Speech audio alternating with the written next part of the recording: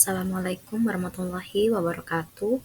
Eh, Perkenalkan, nama saya Retno Dwi Rahmawati dengan NIM 090406200065. Di sini saya akan menjelaskan tentang cybercrime serta contoh kasus pada masyarakat.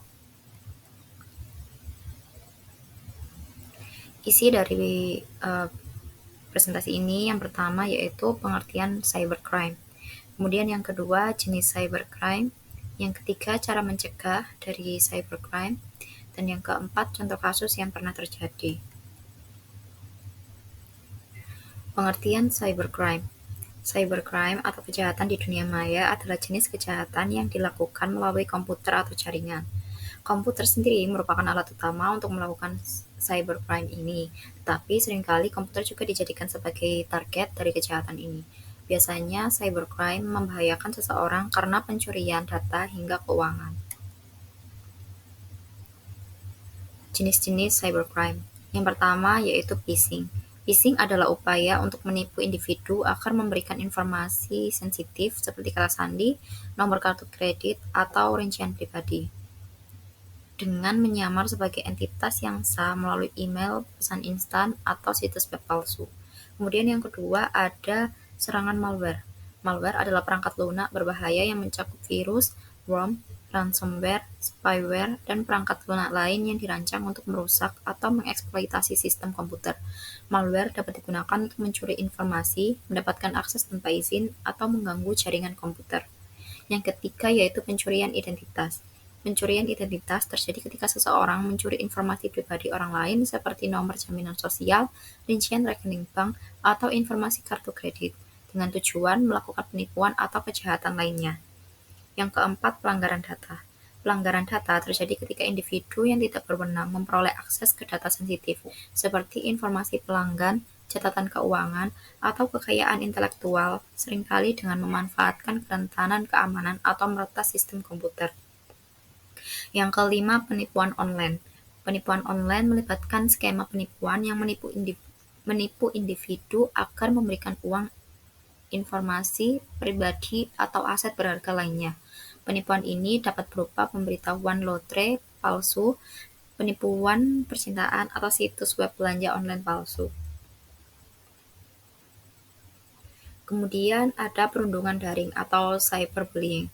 Perundungan daring terjadi ketika seseorang menggunakan platform digital seperti media sosial, pesan instan, atau forum online untuk melecehkan, mengintimidasi, atau mengancam individu lain. Ini dapat mencakup pengiriman pesan yang kasar, menyebabkan rumor, atau membagikan informasi pribadi tanpa izin. Yang berikutnya serangan DOS. Serangan Distributed Denial of Service atau DOS melibatkan penghancuran sebuah situs web atau layanan online target dengan jumlah lalu lintas yang sangat besar, sehingga membuatnya tidak dapat diakses oleh pengguna yang sah. Serangan ini sering menggunakan jaringan komputer yang terinfeksi yang disebut botnet untuk melancarkan serangan tersebut. Berikut ini langkah-langkah untuk mencegah cybercrime. Yang pertama, gunakan kata sandi yang kuat. Yang kedua, aktifkan autentikasi 2 faktor. Yang ketiga, jaga keamanan perangkat lunak. Yang keempat, hati-hati dengan email phishing. Yang kelima, menghindari mengklik tautan yang tidak dikenal. Yang keenam, waspadai media sosial. Yang ketujuh, backup data secara teratur. Yang kedelapan, gunakan jaringan WiFi yang aman. Yang kesembilan, pelajari tentang teknik keamanan. Dan yang kesepuluh, tetapkan kesadaran keamanan. Berikut adalah contoh kasus cybercrime yang pernah terjadi di Indonesia, yaitu pada Bank BSI. Judul berita yaitu ransomware diduga sebab bocornya data nasabah BSI.